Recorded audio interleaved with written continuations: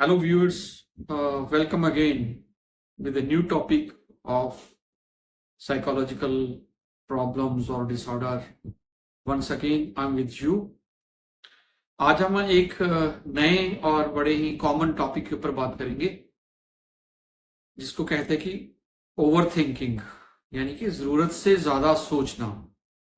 Over thinking involves thinking about a certain topic or situation excessively and analyzing it for long periods of time. यानी कि over thinking क्या है? Over thinking एक ऐसा topic है, एक कॉन्स्टेंटली चलने वाला, दिमाग में चलने वाली एक ऐसी सोच है जो कि बहुत ज्यादा तीव्र मात्रा में हमारे दिमाग में बनी रहती है और हम लगातार किसी भी सिचुएशन के बारे में, किसी भी टॉपिक के बारे में, पुरानी बात के बारे में उसको कॉन्स्टेंटली अपने माइंड के अंदर एनालाइज करते रहते हैं. तो इसको हम कहते हैं कि ओवर थिंकिंग. जब कोई भी व्यक्ति ओवर थिंकिंग करता है, यानी जरूरत से ज्यादा किसी टॉपिक के बारे में लगातार कॉन्स्टेंटली सोचता रहता है, तो क्या होता है? हार्ड टाइम होता है. वो उसके दिमाग में, मन में एक जद्दोजहद चलती रहती है जो कि हमारे माइंड को, हमारे मन को शांत नहीं होने देती और कहीं पर किसी एक जगह पर उसको फोकस नहीं होने देती. रिसर्च में ये देखा गया है कि ओवर थिंकिंग के दौरान हमारी जो फीलिंग्स हैं वो किस प्रकार की होती हैं. हमारी फीलिंग्स होती हैं, डिप्रेसिव फीलिंग्स होती हैं. हमारी फीलिंग्स के अंदर, हमारी सोच के अंदर डिप्रेशन होता है, एंग्जाइटी होती है और यहां तक कि पीटीएसडी भी होता है, पोस्ट ट्रोमेटिक स्ट्रेस डिसऑर्डर भी इसमें बना रहता है. तो हम इसके साइंस और सिम्टम्स क्या हैं? साइंस के कैसे पता चलेगा कि हम या आप या कोई भी व्यक्ति ओवर थिंकिंग कर रहा है, यानी कि जरूरत से ज्यादा सोच रहा है. और कोई भी काम अगर जरूरत से ज्यादा होता है तो दिमाग के ऊपर बोझ आता है, जिसको कि हम मेंटल स्ट्रेस के रूप में देखते हैं और जानते हैं. तो साइंस क्या है? If you are wondering whether you are overthinking a particular situation or concern, there are a few things you can look for. Signs of overthinking include, कौन से overthinking के साइन होते हैं? An inability to think about anything else. अपने main M के ऊपर, main target के ऊपर फोकस ना करने की बजाय हम इधर उधर की बातों के बारे में ज्यादा सोचते रहते हैं, तो फोकस नहीं कर पाती. ये इसका एक साइन है. दूसरा, बीइंग अनेबल टू रिलैक्स नहीं हो पाते. दिमागी तौर पर, मानसिक तौर पर हम रिलैक्स नहीं रह पाते. उसके बाद होता है कॉन्स्टेंटली फीलिंग वरीड और एंग्शियस. हम लगातार किसी एक सिचुएशन को लेके, किसी एक बात को लेकर के एंग्शियस यानी अत्यधिक चिंता में और अत्यधिक वरी में रहते हैं. और नेक्स्ट है fixating on things outside of your control. हम उन चीजों पे फिक्स करते हैं अपने फोकस को, अपनी थिंकिंग को, जो हमारी आउट ऑफ कंट्रोल है, जिनके ऊपर हमारा बस ही नहीं है. तो उन चीजों के ऊपर, उन बातों के ऊपर हमारा जो कॉन्शियसनेस है वो फिक्स रहती है. उसके बाद आता है फीलिंग मेंटली एग्जॉस्टेड. दिमागी तौर पर वो व्यक्ति जो ओवर थिंकिंग करता है वो थका रहता है, मानसिक थकान जिसको बोलते हैं. ठीक है. इसके बाद आता है having a lot of negative thoughts. ऐसे व्यक्ति को जो ओवर थिंकिंग करता है, बहुत ज्यादा नेगेटिव थॉट्स उसको घेर लेते हैं और हमेशा कॉन्स्टेंटली उसके माइंड में रन करते हैं. कौन से थॉट? Negative thoughts. ओके. रिप्लेइंग ए सिचुएशन और एक्सपीरियंस इन योर माइंड.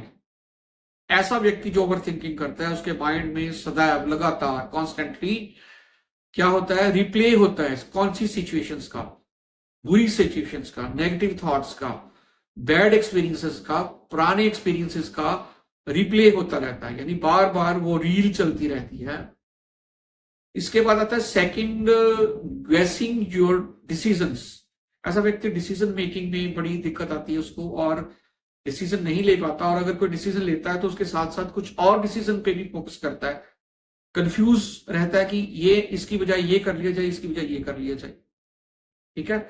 और इसके बाद रहता है thinking of all the worst case scenarios. तो लगातार बने रहने वाली चिंता, जब हम बहुत ज्यादा सोचते हैं, ओवर थिंकिंग करते हैं, तो क्या होता है, हम वर्स्ट चीजों के बारे में ज्यादा सोचते हैं। वर्स्ट चीजें जो बहुत अत्यधिक परेशान करने वाली हैं या मुश्किल चीजें हैं, उनके ऊपर ज्यादा फोकस करते हैं, रादर देन कि हम उन चीजों के ऊपर ध्यान दें जो कि जिनका की सॉल्यूशन अवेलेबल है और जो हम कर सकते हैं। एक्सपीरियंसिंग रिपीटेटिव थॉट्स, बार बार आने वाले विचार, बार बार आने वाले थॉट्स, जिनको कि हम रूमिनेटिंग भी बोलते हैं, रूमिनेटिंग थॉट्स।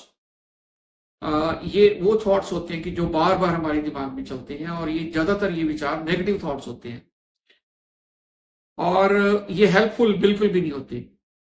कहीं भी हमारी हेल्प ना करने के बजाय हमें ये उलझा देते हैं।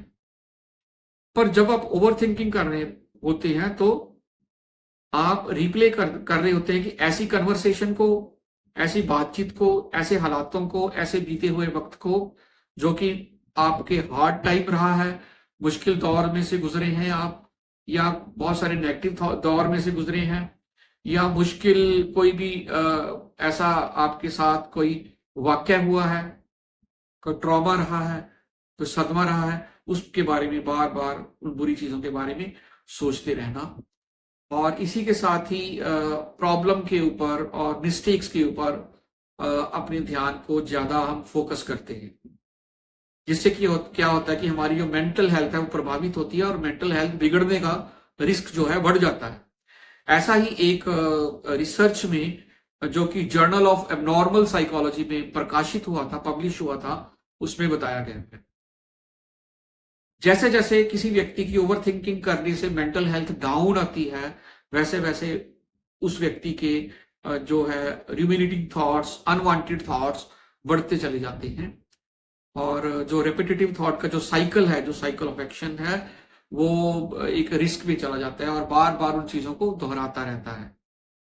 तो इस वीडियो में मैंने थोड़ा सा आपको बताने की कोशिश की है कि what are the repetitive thoughts. Next video में इसी को आगे जारी रखते हुए हम बात करेंगे टाइप्स ऑफ ओवर थिंकिंग, और जिसको कि ऑल और नॉन थिंकिंग के बारे में भी हम जानते हैं, और कैटास्ट्रोफाइजिंग, और इसके अलावा ओवर जनरलाइजिंग, और then the effects of overthinking, प्रभाव क्या होता है ओवर थिंकिंग का हमारी मेंटल हेल्थ के ऊपर, हमारे जीवन के ऊपर, और how to stop overthinking. ये हम सब हम नेक्स्ट वीडियो में एक्सप्लेन करेंगे, बात करेंगे इसके बारे में। आपको मेरा वीडियो अच्छा लगा तो काइंडली इसको सब्सक्राइब करें, अपने दोस्तों मित्रों के साथ शेयर करें। धन्यवाद।